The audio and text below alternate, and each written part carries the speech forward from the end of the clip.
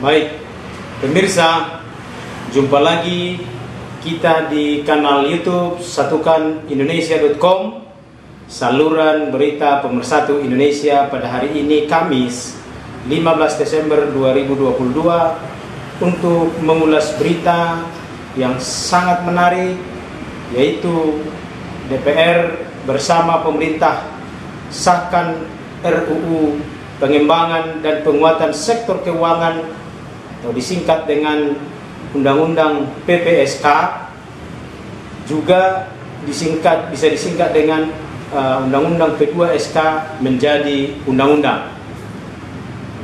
Dengan kata lain, undang-undang ini disebut juga Undang-Undang Sapu Jagat sektor keuangan, seperti Undang-Undang Cipta Kerja, Omnibus Law di bidang sektor keuangan. Pemirsa, sebelum kita lanjut, minum air putih dulu biar tetap sehat dan segar. Pemirsa, Dewan Perwakilan Rakyat Republik Indonesia bersama dengan pemerintah mengesahkan rancangan Undang-Undang Pengembangan dan Penguatan Sektor Keuangan atau RUU PPSK menjadi undang-undang pada hari ini, Kamis 15 Desember 2022 dalam rapat paripurna di DPR. Undang-undang ini merupakan undang-undang inisiatif daripada DPR. Keputusan pengesahan RUU P2SK ini menjadi undang-undang diambil dalam rapat paripurna di Kompleks DPR Parlemen Senayan, Jakarta, yang dipimpin oleh Ketua DPR RI Puan Maharani didampingi para wakil ketua, yaitu Ludwig F. Paulus dan Rahmat Gobel. Rapat paripurna diawali dengan persidangan untuk mengesahkan Undang-Undang PSK ini, yaitu terlebih dahulu Dolpi OFP selaku Wakil Ketua Komisi 11 yang membidangi keuangan, sekaligus juga sebagai Ketua Panja RUU PPSK menyampaikan laporan hasil pembahasan atas RUU tersebut. Dalam paparannya, Dolpi menyampaikan bahwa Komisi 11 DPR RI telah menyepakati dan menandatangani naskah RUU PPSK pada tanggal 8 Desember 2022. Lalu Dolpi menyampaikan hasil pembahasan tersebut kepada Ketua DPR yang juga sebagai Ketua Pimpinan Sidang Paripurna untuk meminta persetujuan dan pengesahan atas RUU PPSK menjadi undang-undang. Dolpi mengatakan begini, selanjutnya kami menanyakan kepada semua fraksi, apakah rancangan Undang-Undang Pengembangan dan Penguatan Sektor Keuangan RUU PPSK dapat disetujui untuk disahkan menjadi undang-undang? Kata Dolpi,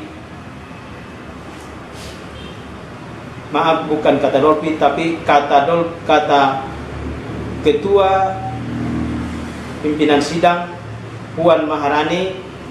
Lalu peserta rapat menjawab setuju. Pemirsa, dalam catatan redaksi kami satukanindonesia.com, rapat paripurna DPR yang mengesahkan Undang-Undang Sapu Jagat sektor keuangan ini dihadiri oleh 92 anggota DPR yang hadir secara langsung. Sedangkan yang mengikuti rapat secara virtual sebanyak 240 dan yang lainnya sebanyak 55 anggota legislatif minta izin tidak mengikuti rapat.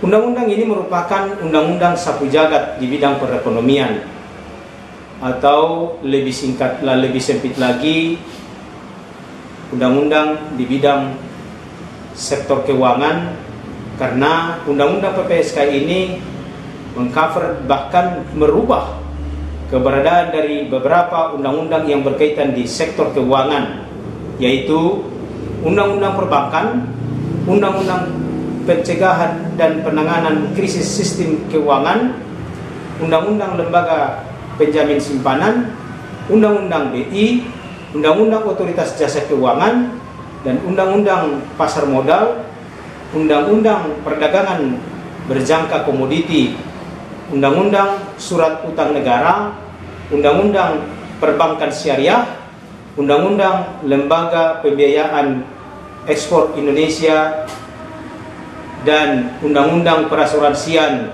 serta Undang-Undang Penjaminan. Tentu dari semua undang-undang yang telah disebutkan tadi merupakan undang-undang yang cukup luar biasa, mengcover dan bahkan merubah beberapa undang-undang di bidang keuangan. Yang sama halnya Undang-Undang Cipta Kerja, Undang-Undang Nomor 11 Tahun 2020, pada semua sektor berdampak atau mempengaruhi, bahkan dituntut untuk melakukan perubahan. Pemirsa, kita tahu bersama Undang-Undang Nomor 11 Tahun 2020 secara normatif keberadaannya saat ini dibatalkan secara normatif bersyarat oleh Mahkamah Konstitusi yang diuji oleh kelompok masyarakat yang dalam waktu 2 tahun harus ada undang-undang baru atau harus ada penyesuaian terhadap norma hukum yang ditentukan yang menjadi muatan daripada uji materi atas Undang-Undang Cipta Kerja itu sendiri. Kita berharap Undang-Undang Omnibus Law sektor keuangan ini akan memberi dampak yang lebih baik dan benar-benar menjadi kebutuhan daripada masyarakat kita. Selanjutnya, pemirsa yang kami cintai dan banggakan, terkait dengan proses pembahasan terhadap RUU PPSK ini, ada banyak hal yang menjadi isu-isu penting terkait dengan pengaturan-pengaturan di bidang sektor keuangan, baik OJK, Lembaga Penjamin Simpanan, dan juga Bank Indonesia. Pemirsa, dalam Undang-Undang PPSK ini ada pengaturan baru terkait dengan tugas daripada Bank Indonesia sebagai bank sentral, yaitu tidak lagi hanya memelihara stabilitas nilai tukar, memelihara stabilitas sistem pembayaran dan sistem keuangan, melainkan ada penambahan tugas, fungsi dan kewenangan Bank Indonesia, yaitu untuk mendukung pertumbuhan ekonomi yang berkelanjutan. Menurut Denny Friawan, peneliti dari Center for Strategic and International Studies atau CSIS, di dalam laman hukum online yang dimuat pada tanggal 31 Oktober 2022, Denny Friawan memberikan tanggapan terhadap Undang-Undang PPSK ini. Ia menilai dengan adanya penambahan fungsi dari Bank Indonesia akan sangat tidak perlu dan dapat menjadi kontraproduktif karena fungsi BI yang ada saat ini sudah cukup dan relevan sebagai bank sentral. Artinya, Denny Friawan menilai pengaturan baru tentang tugas dari Bank Indonesia menjadi kontraproduktif. Denny menilai penambahan tugas BI malah akan semakin membebani Bank Indonesia dan menjadikannya tidak fokus. Bahkan Bank Indonesia akan sangat berpotensi dan sangat rentan sebagai sapi perahan. Pemirsa, dengan adanya tugas baru dari Bank Indonesia tersebut, untuk mewujudkannya di dalam undang-undang ini diatur bahwa secara operasional menambahkan adanya pasal 36 dan pasal 36A dan pasal 36B yang mengatur kewenangan BI untuk dapat membeli surat berharga negara di pasar perdana dalam rangka mendukung pelaksanaan kewenangan Komite Stabilitas Sistem Keuangan dalam rangka penanganan permasalahan stabilitas sistem keuangan. Selanjutnya pemirsa, berdasarkan Undang-Undang PPSK ini juga mengatur tentang adanya perluasan kewenangan otoritas jasa keuangan dan juga lembaga penjamin simpanan, selain sebagai penambahan di luar daripada penambahan tugas BI yang baru. RUU PPSK yang sudah disahkan menjadi undang-undang juga memberi otoritas dan kewenangan kepada OJK dan LPS, yaitu bahwa OJK yang tadinya fungsinya untuk melakukan pengaturan dan pengawasan terhadap industri jasa keuangan, dalam Undang-Undang PPSK yang baru ini OJK diberikan kewenangan untuk mencabut izin operasional daripada koperasi simpan pinjam. Artinya pemberian izin operasional daripada koperasi simpan pinjam dan juga pencabutan izinnya ada di bawah kewenangan daripada otoritas jasa keuangan. Demikian juga LPS mengalami penambahan fungsi. Selain menjamin simpanan dana masyarakat di perbankan, LPS juga menjadi lembaga penjamin atas polis asuransi yang selama ini belum ada lembaga yang menjamin polis asuransi. Pemirsa, mengenai pengaturan tentang program penjaminan polis diatur dalam bab 8 Undang-Undang PPSK, yaitu penjaminan polis ada di bawah LPS.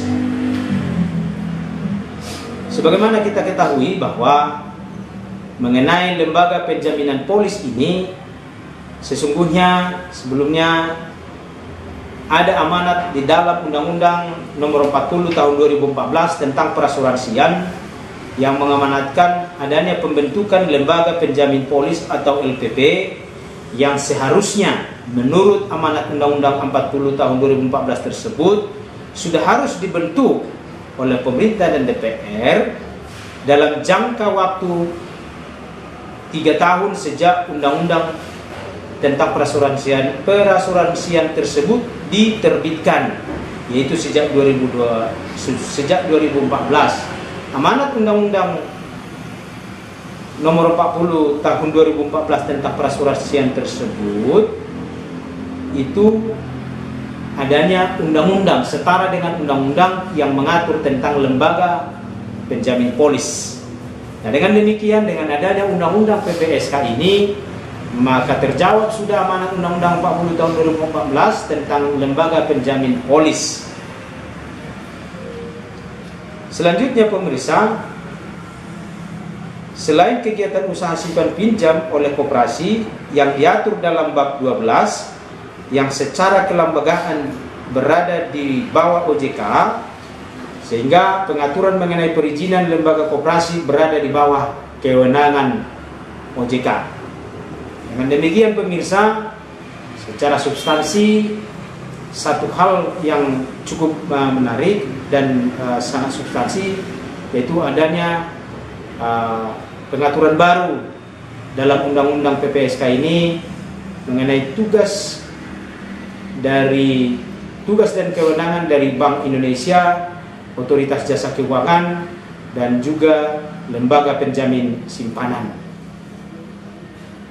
Selanjutnya, Sedangkan mengenai keberadaan dari Forum Stabilitas Sistem Keuangan yang merupakan lembaga yang berfungsi untuk menjaga stabilitas sistem keuangan yang terdiri dari Kementerian Keuangan, Bank Indonesia, OJK, dan LPS, diatur di dalam bab 20 tentang stabilitas sistem keuangan.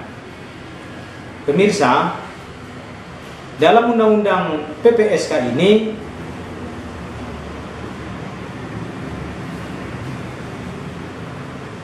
yang sudah